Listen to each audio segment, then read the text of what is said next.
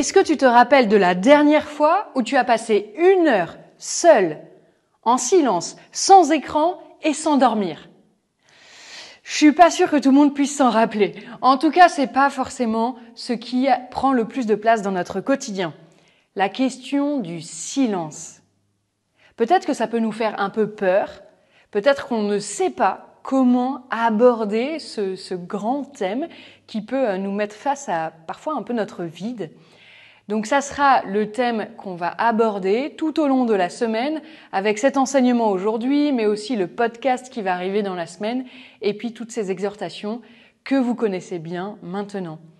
Donc belle semaine, belle entrée dans ce mystère, mais qui nous fait beaucoup avancer dans notre vie intérieure, qu'est le silence.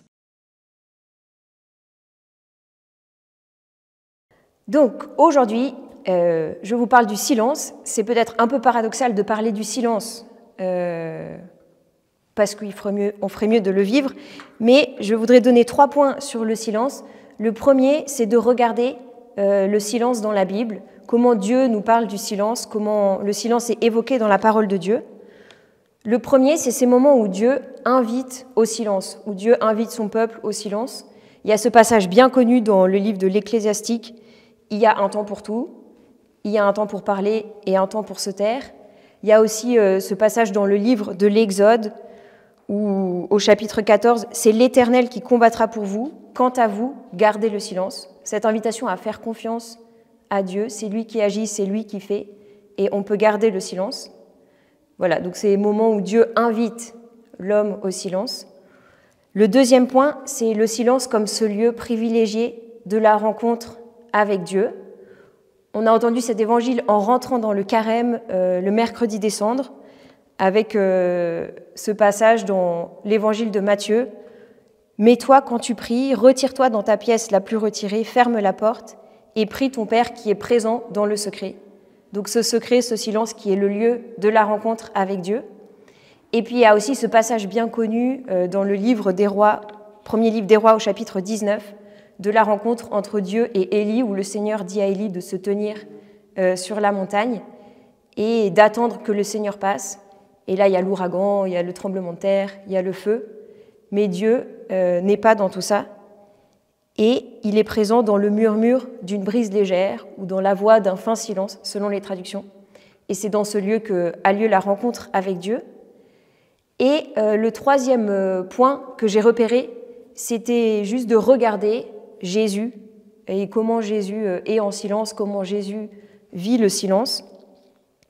Il y a plusieurs étapes de sa vie qui sont en silence. Déjà, sa vie cachée pendant 30 ans, dont on ne connaît pas grand-chose, où il n'a pas beaucoup parlé, en tout cas pas publiquement. Il y a ces 40 jours qu'il a passés seul dans le désert. Il y a le silence de Jésus pendant son procès, quand il répond pas au grand prêtre et qui garde le silence.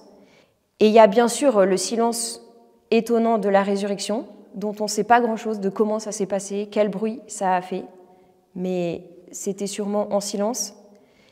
Et puis il y a aussi ce silence que Jésus demande de garder à son propos. Souvent quand Jésus fait un miracle, quand Jésus fait une guérison, quand Jésus dit à ses disciples, aux gens qu'il rencontre, qu'il est le Messie, il demande de garder le silence, de ne rien dire à personne.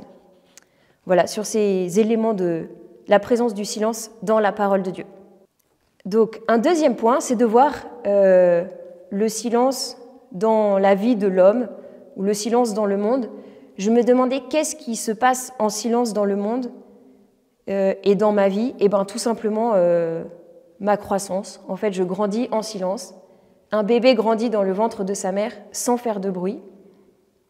Une plante grandit en silence. La nature grandit en silence. Et je ne sais pas si vous êtes rentrés aussi déjà dans une chambre sourde ou un lieu qui a été complètement insonorisé. Je suis déjà allée là-bas, c'est très impressionnant. On rentre et on n'entend plus rien. Tous les bruits parasites sont absorbés, mais on entend notre respiration, on entend les battements de notre cœur, on entend ce qui nous fait vivre, on entend ce qui nous donne la vie, mais c'est dans le silence qu'on peut écouter ça. Quand le médecin nous examine et écoute notre cœur, c'est avec le silence qu'il pourra écouter ce qui est ma source de vie, ce qui me donne la vie chaque jour. Et puis moi, j'ai remarqué qu'il y a un moment où j'ai absolument besoin de silence aussi, c'est pour me garer en voiture. Je peux écouter et conduire très bien avec la musique à fond. Dès que je vais me garer, donc dès que j'ai besoin de me concentrer précisément, eh ben je baisse le volume. Ça ne va rien changer à ma manière de me garer, à ma manière de prendre mon volant, de conduire. Mais j'ai besoin de silence. On sait que l'homme est multitâche, ou peut-être plus particulièrement la femme, mais quand même, pour se concentrer ou pour faire quelque chose de précis et d'important, on a besoin de silence. Donc, troisième point sur le silence, c'est le silence pour ma vie spirituelle ou le silence pour ma rencontre avec Dieu. Vous savez, la première phrase de la règle de Saint Benoît, donc pour les moines bénédictins, c'est « Écoute, mon fils, et incline l'oreille de ton cœur ». La première chose qu'un moine a à faire, c'est d'écouter, c'est de tendre l'oreille, c'est de faire silence. Et le silence dans notre vie spirituelle, c'est pas un but en soi. Je cherche pas le silence pour le silence, je cherche pas le silence pour me retrouver moi-même, mais c'est le moyen que je prends pour laisser la place à Dieu. C'est pas faire le silence pour être vide de ma présence et de la présence de tout ce qui m'entoure, c'est faire silence pour me remplir de sa présence. Faire ce vide en moi pour être rempli de la présence de Dieu. Et voilà, c'est un moyen très concret et qui est bon, qui est important et qui n'est pas à relativiser non plus. C'est vrai qu'on peut prier en tout temps, c'est vrai qu'on peut prier dans le métro, c'est vrai qu'on peut prier au milieu d'une foule, mais notre disponibilité à la présence a une autre qualité quand je me retrouve dans le silence extérieur, quand je fais taire tous les bruits autour de moi. C'est ça qui me fait plonger plus profondément dans la rencontre avec Dieu, dans cet espace que je peux créer pour que lui, il vienne me rencontrer, pour que lui vienne me parler. Et Dieu a besoin de cet espace de vide en moi pour me remplir de sa présence. Dieu a besoin de cet espace pour me remplir, pour me rencontrer. Et peut-être pour terminer, je voulais vous laisser cette phrase qu'on prie à l'office des vêpres, parfois dans la liturgie. Cette demande qu'on fait au Seigneur, donne à ceux qui te cherchent de te trouver et à ceux qui t'ont trouvé de te chercher encore. Et voilà, qu'on puisse goûter à la présence du Seigneur, qu'on puisse le trouver ou le chercher dans le silence.